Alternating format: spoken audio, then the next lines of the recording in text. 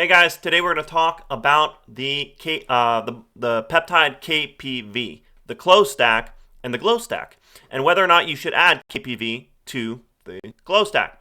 Before I get started, I am not a board certified physician, and this is not medical advice. My background is biotech. I like to engineer organisms. I like to do things like CRISPR-Cas9 or work in a lab. So that's my background.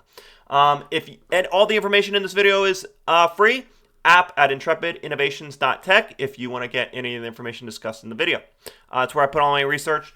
And if you want to join the community, such as holding the Intrepid token or joining the Patreon, I do give individual consulting there on strategies that you can do to improve your health and fitness. So with all that out of the way, let's get started. So what is the GLOW stack? We're not going to dive too much into it because we want to talk about KPV. This video is about KPV. But what it is it's made up of 3 peptides that all have angiogenic properties. It's basically using your body's cell signaling pathways to say, hey, we need highways for resource management, and we want to do repair and construction. GHKCU is a collagen management signaling peptide. And then there's BPC and TB500, both of which are angiogenic coordination, healing, repair, dendritic management, those kind of things.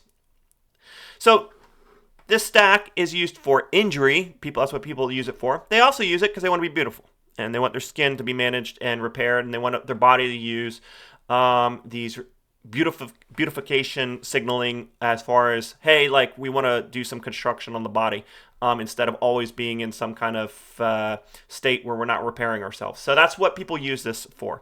You have a sharp injury, you have a skin damage, any kind of injury. This is what people use that stack for. Whether or not you should add KPV to it. Personally, there is a case where I would add KPV to the GLOW stack, and there's a case where I would not.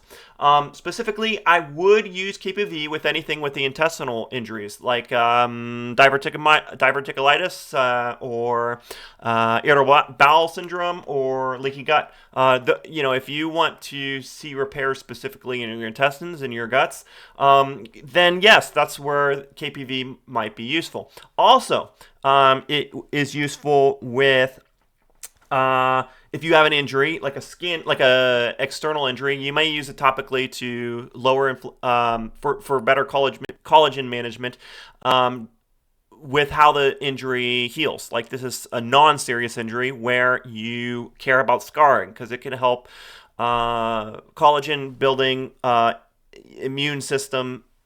It manages the immune system during the repair process, and so that you end up with less scars. Only in non-serious cases would that be the case where I'd use it topically. So yeah, those are the cases where I would use it. If you have an intestinal problem, it's produced by the epithelial cells, the cells inside of your intestines. And it's used to lower inflammation, so it's not loud and screaming. I don't like to mess with the immune system too much, especially with lowering it. A lot of people hate inflammatory responses, but that's your body doing its job. Your immune system is very important, and having your immune system turned on is a good thing, especially if it's killing cancer, killing a virus, or foreign invaders. But if it's overreacting, that's the case where we start thinking about KPV. If we want to deal with something where the immune system's overreacting, that's the kind of situation.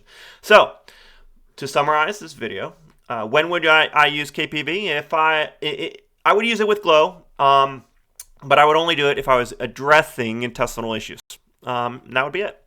Okay, and so finally, when I do talk about these individual peptides, one thing I'm going to say is I don't like to go into the pathway specifically with these peptides because there's something called first order and secondary interactions. And there's a whole bunch of guys over here. So there's usually first order interactions, second order, third order. Whenever human beings talk about complex things, what I like to do is consult with a simulation. Otherwise, I just look at the claims of knowns. So these effects are from studies where these are the effects that happened. So most of the studies in peptides are in animal models, but animals and humans, mammals, pretty similar. That's how you know where it fits into the overall metabolic web of interactions. So that's the risk with this stuff is that you may or may not increase your probability for getting sick in the long run with something like cancer or whatever.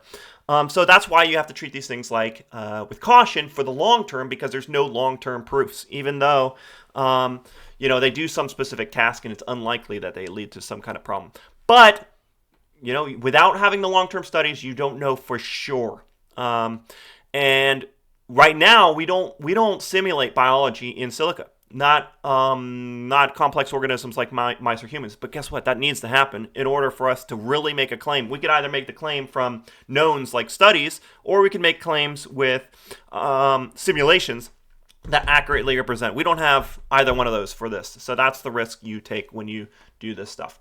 All right, guys. That's a quick summary of KPV and whether or not I would add it to the glow stack or the KLOW stack. All right, later, guys.